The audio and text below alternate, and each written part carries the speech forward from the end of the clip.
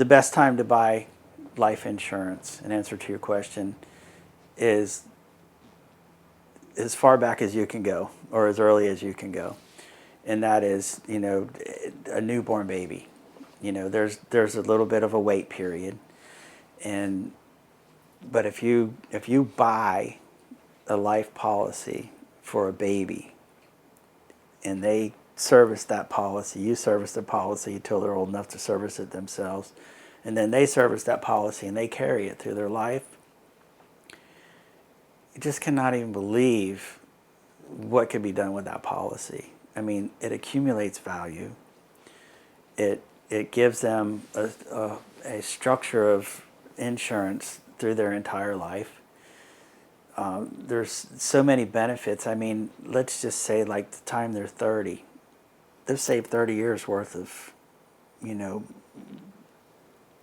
part of the investment and dividends in the insurance policy that they could actually take, and they could get a low interest loan for a house or a down payment or a car or something. They could take it right out of their life insurance policy.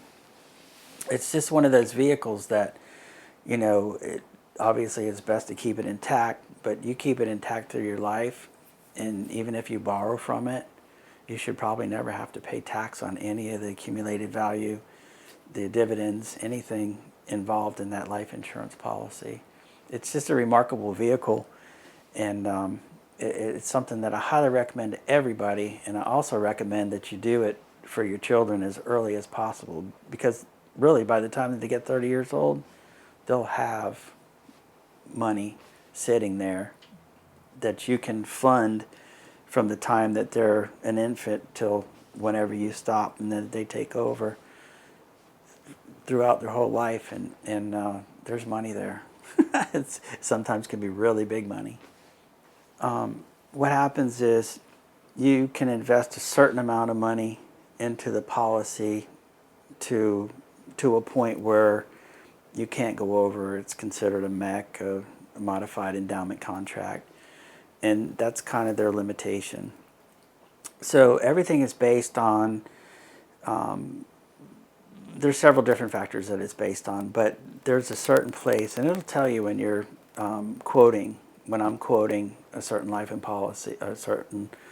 insurance policy, where that MEC line is, and because you can stop it from going over that line, and so long as you as the funder are not overfunding, there shouldn't be any tax event, and they can take money out as a loan, and as long as they keep the policy in force, they shouldn't ever have to pay any taxes if it's a loan. You get into trouble where they take the money out and they let the policy lapse, and they've taken some of their dividends out. That becomes taxable events. When my nieces and nephews were born, first thing I did for all of them was I bought them an insurance policy, a whole life policy. And that was before I was even in the insurance business. That was a gift to them. But even back before I ever knew the insurance industry like I know it now, I still thought enough about life insurance outside of being an agent, how valuable it was and how invaluable it was to buy something for a child of that age. Set up. If you're buying a whole life policy or universal life policy, you can set it up to where you can have a level, they call it a level benefit. And with the level benefit, you can have insurance stay at the same, if you said, okay, I'm going to buy a $250,000 face value policy, it will stay at that level, the $250,000. And over time, the premium will change as you get older, but it can be factored in up front to where it wouldn't change. So you can have a level benefit, you could have a level payment, and that just stays with it for life. You can pick that out, or you can have an increasing payment, which starts lower here when you're younger, then starts to go up.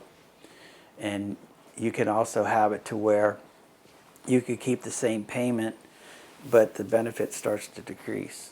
So there's several different ways that you can, structure life insurance, and that's what's really cool about it, because there are so many different ways that you can structure it.